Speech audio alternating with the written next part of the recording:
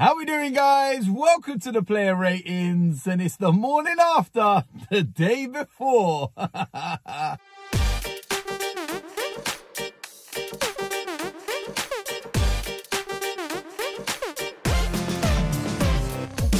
like I said, it's the player ratings, and it's the morning after the day before. How are you all feeling? I'll tell you something, that absolutely insane. I still haven't got over that. And what happened yesterday, I swear I've watched the highlights of, you know, that winning goal more than 100 times. I've watched it on every channel with every different commentary. You know, it's not even English commentary. I've watched it. I just want to relive it. I just want to experience that kind of like excitement. It's just insane. And I know I'm probably not the only person that has done that. And yes, mad. I've even listened to like the radio commentary for the goal and stuff like that. It's just mad. And what I gather with everything, especially with the radio commentary one, is like the noise in the stadium when that goal goes in, and, you know, just the pure chaos, pandemonium, like absolute carnage. It's just mental. And, you know, I've seen videos from people all around the world, and this is why football is so beautiful, because you support the same club, you know, and in that moment, you all have the same feelings. You all have like that delirium, that excitement, just absolute chaos. And it's crazy, man. And, yeah, listen, we've got another 12 games of this shit. Oh, no. I don't know if my heart can take it. Seriously. That was mad. That was mad. But listen, let's try and get into the player ratings. Started off in goal, Aaron Ramsdale. Superb. Listen, there was a save he made at 1-0. World-class save. And that cannot go unnoticed. That was just an immense save. He didn't have a lot to do, because a lot of what Bournemouth done was counter-attack. But when, you know, called upon, he did what he had to do. And I believe as well, when we went 2-1, he made a save as well from Solanke with his feet from a tight angle. So yeah, it was a good, solid performance, and he gets an 8.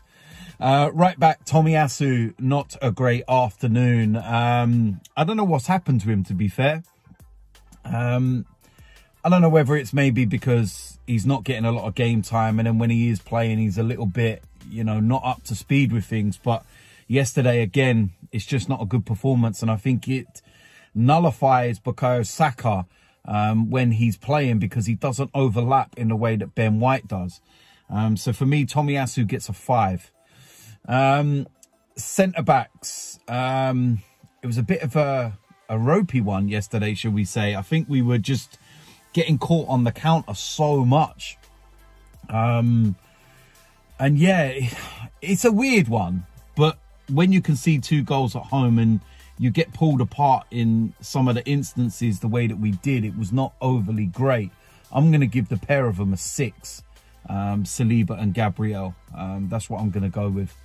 Zinchenko, involved in absolutely everything. Absolutely everything. He was in every position. I'd love to see his heat map, because there's no way he plays as a left back. But yeah, listen, it was another good performance, solid performance from him. And I'd say a solid 7 for Zinchenko. But out of the whole 4, he was the best of the lot, you know, in that first half period and, you know, moving forward. In the midfield, first of all, Thomas Partey, at fault for our second goal, lost his man. You know, let's not you know, paper over that in a sense and just forget about it.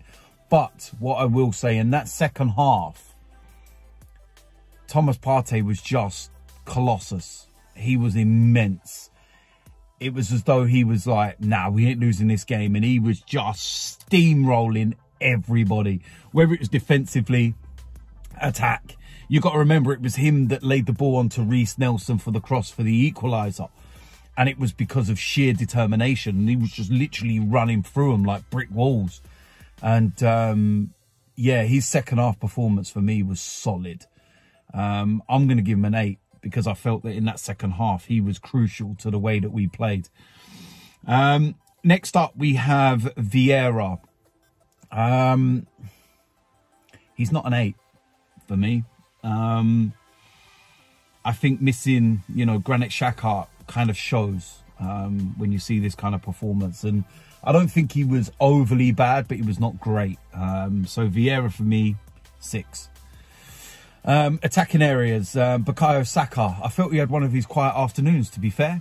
I don't think he was that involved. I think that he had a shot in the first half that the goalkeeper made a good save. Always works hard, always, you know, trying to do things, but it just didn't seem to be paying off yesterday. I would say a 7, but not a high 7. It wasn't his best game, but he's a danger, and you can see that, and the way that Bournemouth, you know, set up against him, and it's the same every week. So yeah, I'd say, yeah, 7. What we got next? Martin Odegaard. Solid performance again. You know, he was everywhere, literally trying to dictate everything. And listen, he was unlucky not to get a goal. He was a couple of wayward shots, a couple of good saves. But he's, you know, a player that when you need something, he's working. He's trying to make things happen. And that's what captains are supposed to do. But I would say for me, Martin Odegaard, yeah, I'm going to give him an 8 because I felt that in that second half, he was everywhere. Even in the first half when we went 1-0 down, he was everywhere trying to make things happen. Martinelli, I don't think it was his best game. I think he had some wayward shots. He, you know, was not overly as involved. A bit like Saka in a way. So I would say low 7 for Martinelli.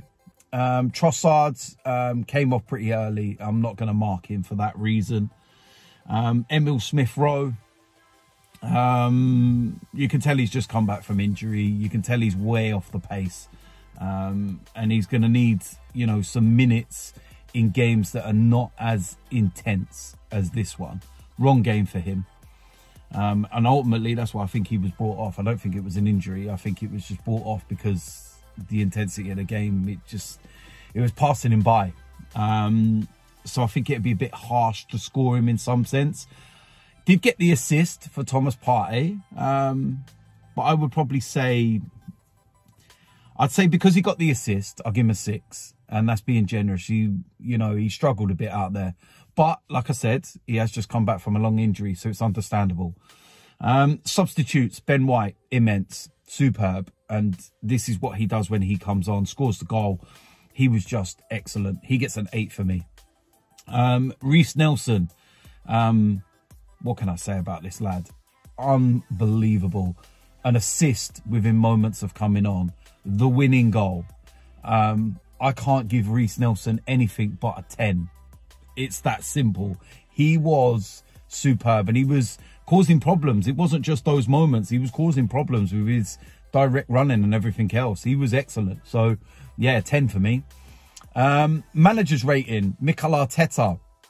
Now, I do actually think that he got it wrong in a sense of making the changes. Granit Xhaka and Ben White coming out of the side. I get why he did it. And, you know, before the game, I was in agreement with it. I was like, yeah, you know what? It's the kind of game where you can make a couple of changes. And let's be honest about this. I think as fans, we were all sitting there as well and thinking that it's Bournemouth. We can make some changes like this. But hindsight is a wonderful thing. And, you know, as the game panned out, it ended up being the wrong thing to have done. But he rectified that at half-time, ruthless in the sense that he just went, right, Tomiyasu off, Ben White on. And then I think for me, the big one was taking Emil Smith-Rowe off. And that was ruthless. There's not a lot of managers that would sub a sub. And he's looked at it. And I've not heard that there's any injury or anything else. But he's looked at that and said, you know what? The intensity of this game is just too much for Emil Smith-Rowe. He's just come back from a long injury. The game's passing him by. He's not actively involved. He's not doing anything. I'm going to make this change. And he brought Reiss Nelson on. And it was absolute masterstroke. So you've got to give Mikel Arteta full credit for that. So yeah, I would say a 9 because that completely changed the game and ultimately won us the game. So in terms of the fans and the atmosphere, 10. What can you say? The Emirates has been amazing. I watched the Man City game against Newcastle, and the atmosphere at the Etihad is just flat. It was awful. So listen, Emirates superb. The referee, listen, I'm not going to blame him for the VAR controversies, shall we say, the handballs, because he doesn't see them. And in real time, you know, it's difficult for him to see them. He now relies on VAR to tell him whether he has to go back over and have a look and whether they're, you know, penalties and whatnot. And that's what VAR is there for, to help him in those situations, in moments where it's difficult and he can't see. So I'm not going to blame the referee for those. It's VAR and whoever the VAR official is, and he's obviously relayed to him, no, fine, carry on.